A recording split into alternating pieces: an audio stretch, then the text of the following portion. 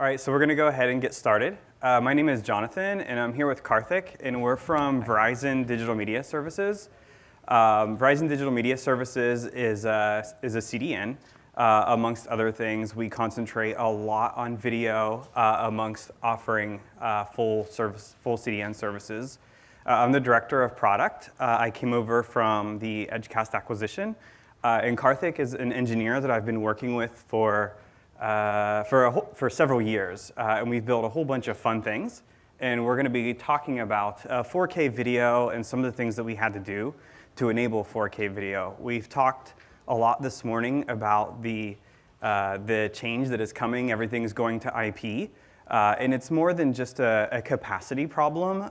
There are latency problems that are associated with this. There are new technologies that we have to constantly being looked at to make things work faster, better, more efficient. So that's what we're going to be talking about this morning. So quick agenda, we have that on there. Kind of just went over there. We're going to go over some challenges with 4K and how we actually solved them or will solve them, and then some data that we've collected along the way. Okay, 4K brings all kinds of new challenges. We have to store and serve video that's being encoded at bit rates that we've never seen before. So we have to build bigger networks, have more pops, get closer to the end user, and we need to optimize the data that's being delivered to the end user as best as possible. The world is getting smaller, and delivering to the entire globe gets more and more challenging because you have ingest points and you need to get that content to be stored somewhere, and it needs to be immediately available. And a lot of the commercial solutions that are out there, they can solve that problem, but only get it so close.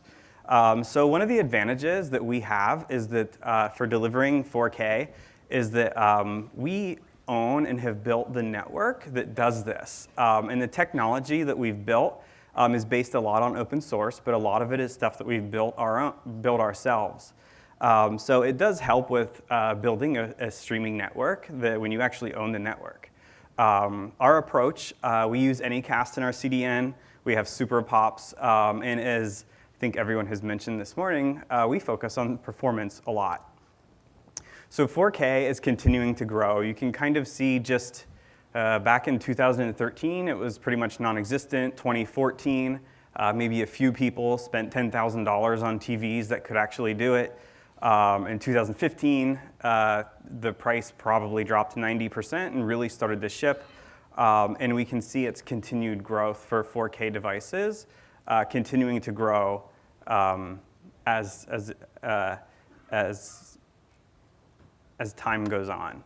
Okay, so we do use Anycast. We thought for live events, how are we actually going to get the content quickly?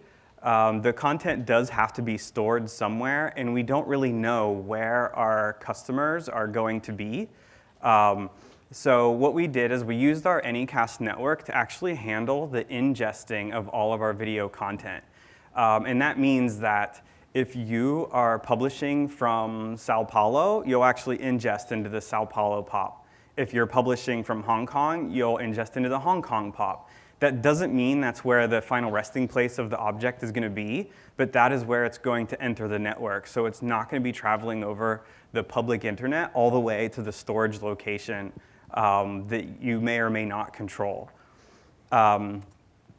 The other thing, we have pops, as I mentioned. They are all over the entire globe. So this gives us a really close proximity to the encoder where we're going to be ingesting the content. This is taking advantage of a part of the CDN offering we already have that we call our application delivery network, which was really built for dynamic content. But we used that same technology to be able to ingest, optimize, and forward the packets on to our storage location to be prepared for retrieval. Okay, Karthik is going to talk a little bit more about the actual challenges and what we did to overcome those. Thanks, Jonathan. I would like to focus more on some of the key challenges that we have seen as we build our network to support 4K live streaming. The first one, as we all know, that 4K bit rates are about 3.5 to 4x that of 1080p. and if we are talking about an end-to-end HTTP network, then this kind of bitrate needs to be supported from your ingest point to the delivery point. The second is varied device support. We have a few devices, the low-cost Android phones, till the high-end, ultra-high definition TVs, and we have a varied set of support among different devices. It is growing, but still it is kind of slow. So there is a challenge there. And then the next one is storage. As we go ahead and store the live segments and deliver them in order to have low latency, we will need to have the storage with extremely high write and read throughput. Also, the total capacity increases as the segment sizes are larger, and the more duration that you want to store the video for, the more will be your storage footprint. And last but not the least, the network reliability, especially coming from the CDN side. I think we all understand that network reliability is really important. And it's not only just the first mile or the last mile that matters, but it's every mile, every device that starts mattering, especially when we are doing 4K live streaming. If you want to get in a little bit more deeper on the quantitative side of each one of these, for example, on the bandwidth requirements, we estimate that the 4K bit rates would be anywhere between 16 and 20 Mbps. Note, this is not the bit rate at which we are actually capturing the video. Your devices may be capturing video at a much higher bit rate, but this would probably be a reasonable bit rate for streaming. And you can see it's not very linear, but it's much higher than 1080p. On the device front, you know that TVs are probably the best suited, and one of Jonathan's slide already showed that how TVs are probably the most capable of decoding and displaying 4K. The other devices are still catching on. Here we could probably say that from left to right and top to bottom, the support gets more and more limited. On very small devices, it may not even be meaningful to have 4K because your eye will not be able to perceive that kind of quality, right? And the impact of this varied devices is that you will probably need to have some kind of an encoding ladder, have strategies around what bit rates that you would want to encode your video in, and go ahead and add a 2K and a 4K profile over and above that. Right. The encoding ladder also is important with respect to varying network conditions, where your devices, some of your devices are on Wi-Fi or a cellular network, and some of them are on in-home very high bitrate, right, kind of networks. Right. So the summary of this is that when you have these 8 to 9 profiles, and you're looking at anywhere between 35 to 45 Mbps as a total bandwidth required for just one channel. And as you want your all different customers of having different devices to view your stream, you will have to send in all these different bit rates, right? And again, end-to-end HTTP network, you have to support it throughout. Right. On the storage side, let's say if we just extend the same numbers, let's say we want to support 100 channels. On the storage side, we will require easily about 4.5 Gbps of write throughputs and much more than 4.5 Gbps of read throughputs. This is under the assumption that we are caching stuff on the edge as much as possible, and we have multi-layered caching. Even then, let's say different, assuming a typical CDN edge and origin kind of architecture, we see that multiple edges, as you're delivering to the world, to the whole world on a global scale, come and get data from your storage. So building in some kind of multiple level caches, even then you would need to have much high throughputs on the read side, right? And in order to have reliability, you will probably have some kind of replication, and that introduces much more overhead. Right? And the rate at which video is getting stored, especially with these 4K profiles, will be, our estimate is easily about 13 to 18, 16 GB per hour. And the more channels that you support, and whether you're doing live events or whether you're doing 24/7, 365 channels, you will have to estimate your storage and be prepared for it. And just to note that 40% of this storage overhead is going to be only because of the 4K profile. And lastly, a little bit more about the end-to-end kind of network. If we are not talking about end-to-end HTTP networks, if we have any kind of Aspera devices or any kind of multicast strategy, the challenges will be different. But in an end-to-end HTTP network, here it shows like a typical workflow of a CDN, in which the encoder posts its live video segments into a CDN edge pop, and that passes it over to a storage, and then it gets delivered over to the customer. Now here, every mile really starts to matter. Every device matters, whether there is any kind of congestion on any of the links or any of the devices are overloaded, anything. It starts to hamper the quality of the 4K delivery. Right? So with all these challenges, we kind of have a summary of the solutions that we have adopted, and some of which even you probably already know. Right? And the solutions are kind of divided into two sets, one of them being on the reliability front, the other one being trying to reduce the latency of the things. On the reliability side, probably the first one comes at, okay, let's build in resource redundancy so that anything fails, okay, we can fail over to another kind of resource. And let's say you want to double up on your network, double up on your nodes, and et cetera, stuff like that. Especially storage is a real key here, a high performance, highly reliable storage. And in our case, just to give you an example, we have chosen CEPH open source storage as the solution for a distributed storage. Here, it's probably a good example here. Working with our storage architects, we were able to build a storage cluster from ground up so that it could support 4K live streaming. And here, the good part of building a reliable network is that we were able to handle any kind of failures, such as individual hard disk failures or node failures or even rack level failures. And these failures have happened in a live production systems where there were live streams running. And so, we did not know, neither did the customer notice any much disruption, nor the viewer had any disruption when nodes went down and hard disks went down. Because in a live stream, there is not much time to go ahead and correct any of the things. You need to have immediate dynamic failovers. A little bit on the numbers side, the same architecture was able to have, right now the previous 30-day operational data shows that we have about 7 million HTTP requests, and the ingest rate was quite low, about 0.0002%. And this was quite acceptable, and we didn't see any much issues both on the quality of experience on the viewer or on the ingest side. The ingest is probably a lot more important, and because if you can't ingest well, then obviously viewership is going to be problematic. The other important solution piece would be real-time transit failover. So typically, I think probably the assumption holds good that most CDN providers would be peering with several different transit providers at several different places, right? Nobody owns the whole end-to-end kind of network, or maybe some of them are.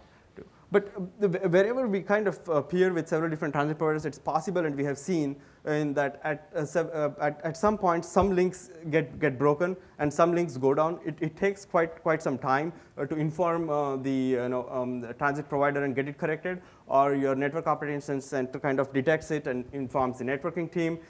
They change the BGP, the preferred BGP routes on the routers, and this is all time consuming.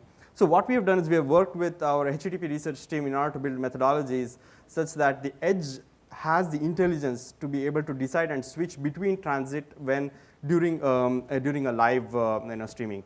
And this kind of helps us in reducing any kind of latencies with respect to dependencies on other kind of teams or anything like that, because the edge is making the decision dynamically in order to shift to a different transit as soon as it starts seeing any kind of packet loss or errors. And it has worked pretty well. The other two factors on increasing the reliability side, one is Anycast. Jonathan has already talked about it. I won't go more deeper. The other, probably more costlier solution would be to have a secondary ingest and a secondary storage point. Right? The advantage of this is that even if your entire POP goes down, or even if your entire two transits go down for whatever reason, or having a great packet loss, the players are capable of switching between a primary and a secondary stream as they see the different two manifest URLs in the set level manifests. So this kind of also has, it kind of helps quite a lot if it's possible that you have the enough bandwidth to ingest into two different points. Right? Going on the solutions towards reducing latency, the first one is edge acceleration. So it's possible that you can always go ahead and directly publish your data and put it into storage. Let's say you want to directly put it into S3 or some kind of a storage. But what happens is that these storages typically are not located very close to your ingest points or your live event points. And you will have to go all over the internet to be able to post this. And going all over the internet, there is always some kind of packet loss or some kind of reliability issues. And when these issues do happen, your live stream is hampered. So what we do is we allow to go directly to the edge, which is probably edge POPs, which is probably very close to your ingest point. And the edge from here, the latency between your ingest point, your encoder, and the edge will be quite low. From then, we take over, and from the edge to the storage, we make sure that it's low latency, highly reliable connections. Of course, many of these TCP optimizations, such as tuning the congestion windows, or handling reusing connections and stuff like that, help a lot in order to improve or increase the upload efficiencies and kind of decrease the upload times. The other 2 points are basically around caching on the edge and multi-location caching. So people may have different strategies around caching, like first hit cache, second hit cache, and fourth hit cache, and it's different like that. But what we would prefer is for any kind of live streaming, the first hit caching would probably be the best. And multi-layered caching, as I think somebody also mentioned, there is origin shield, and we have the concept of storage shield, when which there is one layer of caching which is very close to the storage itself, and then there is other layers of caching which are distributed across different edge POPs that are close to your delivery end. And all this kind of helps to reduce that load on your storage. It's because the more load that your storage will have to bear just for one stream, and if it's a global scale audience, then it will not be able to give a quality 4K for many different channels. So both of these concepts of caching kind of go hand in hand and are important. And the other distinct feature would probably be some kind of a prefetching mechanism which we implement at the edge. To understand in simple terms, prefetching, predictive prefetching would be like an aggressive player that is already running on the edge, which would be fetching segments as early as possible and putting it into the cache. And it's not very easy for live. It's probably easy for VOD because all the VOD content is already available. You fetch, it's already available. But prefetching, you may have a few kind of misses. But then it kind of helps to have as much as possible on the cache as near the on the edges, so that the player sees a much higher bandwidth and is able to scale up the profiles as soon as possible. And last but not the least, I cannot stress about the point of TCP connection reuse. I would say that reuse as many of your connections as possible. Usually, it's that we kind of end up delivering a lot of really small objects on the internet, but TCP, I believe, is kind of optimized, even from one of Google engineers, Ilya Grigoryk's talk that I remember, it's basically having a long haul, having a connection, and for reusing a connection which is already there, where the congestion windows have scaled up, it helps much more towards delivering these bigger sized packets over TCP. So use Keep Alive, and many of these encoding vendors, our encoding partners do that. They reuse a lot of connections, so closing and opening connections does not really help. Right? And this is probably the summary of everything here. The latency and reliability go hand in hand. And you cannot have a low latency network if you don't have good reliability in your entire end-to-end system. I'll switch over to Jonathan now so that he can talk a little bit more about our encoding partners and some of the event case studies with respect to some of the events. Sure, thank you. So when we built this out, we wanted to, as we mentioned, we wanted to ensure that it was ultra low latency. And one of the best ways that we thought to do that was to just call up a lot of the encoders that are out there and just get their hardware or their cloud machines, get access to them and be able to build the entire product or the network around their workflows. So we used all of these encoders that are listed up here. All of them were wonderful for us to work with. Some gave us boxes, some gave us access to their environment. And we literally started building the thing by just simply sending packets nonstop through our network so that we could really make sure that it was fine-tuned to work with these. We also used our own video lifecycle solution, or Uplink, as one of our customers, or as one of our targets, so that our actual broadcast solution is taking advantage of all of the low latency work that we have been doing. A few months ago, maybe just about a month back or so, we had the privilege of doing an event down in South America. And it kind of shows that we had great feedback from the customer. We had just under 100,000 concurrent viewers.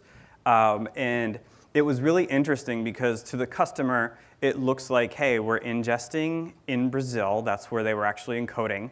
But it's actually coming into Brazil, and we're applying a lot of the optimizations that Karthik had mentioned, and then forwarding that on to our CEPH storage that is actually located on the East Coast. And it is then being pulled back, back down to Brazil over the CDN network. So it is a little bit of going around, but to the customer, they weren't able to see that. The latency was super low. We have a playback error rate of 0.3%, which is probably a little higher than we'd like, but when we looked into that, all of those numbers were actually just from players that were getting ahead of the live stream. So the 400 errors, the 404s that we were getting were just players that were requesting segments that just were not available yet. They just hadn't been ingested at this point. So we had great statistics and great feedback, very low latency. It went really well, and we think we're going to be able to scale really well. And Karthik, you can talk a little bit about the ingest statistics. So on the ingest side, there were multiple multi-bitrate streams and different camera angles, so several different channels going in. We kind of see like a 1 second upload time for a 3 second segment, which is good enough, but it's not good enough for 4K. And it's probably not good enough for 4K because the storage was not in Brazil itself. So as soon as we put a storage a little bit more closer, the upload times is going to kind of reduce even more and be capable of 4K. On the playback side also, we had pretty good, pretty low error rates, and it was quite great to see that audience feedback and stuff like that. Okay, so as you can kind of tell, Karthik and I have worked together for a long time, and at the VDMS CDN, we just live in a culture of solving problems, and that's just our approach. So we take a very like engineering approach to every single thing. We don't use a ton of vendors, and we like to build things ourselves. And so we put this together. We're using it both internally, we're using it externally, and it's been going over really, really well.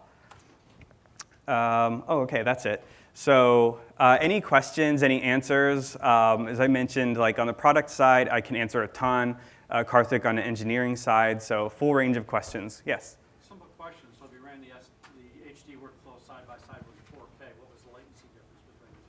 Do you have any information on that? Yeah, so we have tested with some of the encoding providers, and typically it depends on how much of a TCP optimizations that you could be done on the internal network, and it's the same. I mean, for a 1080p segment, which is probably 1.2, it's kind of linear increasing amount of time that it takes to upload the 4K segments as you see based on the size. So if 1.2 MB for a 3-second 1080p segment, then you would easily expect 3 times or 4 times more size. Now the whole thing differs as soon as we adopt next generation codecs. With VP9 and H.265, the whole bitrate requirements will fall down by 30 to 40%. So the better the codec, the better it is. Yes.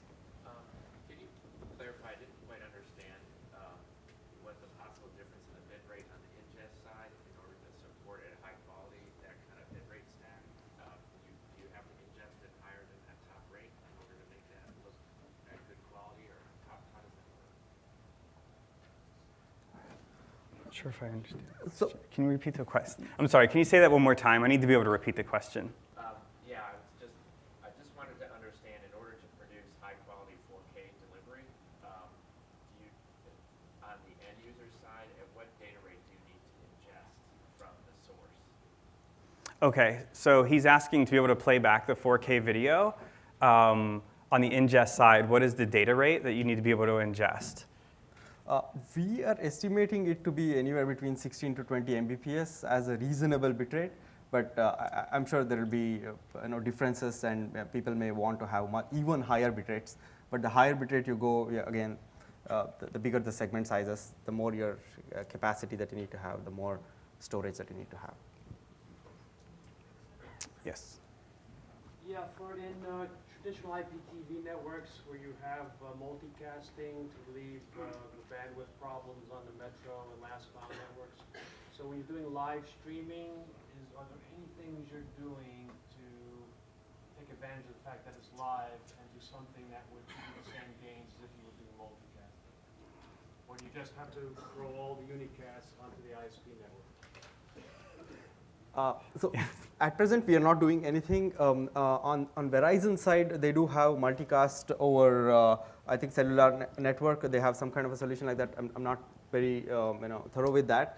But itself, it is possible to implement multicast-based solutions, especially multicast to unicast, where inside the CDN there's a possibility that we can take multicast to a certain extent and to a certain number of hops, and then at the end deliver it unicast to the customer, or or even the other way.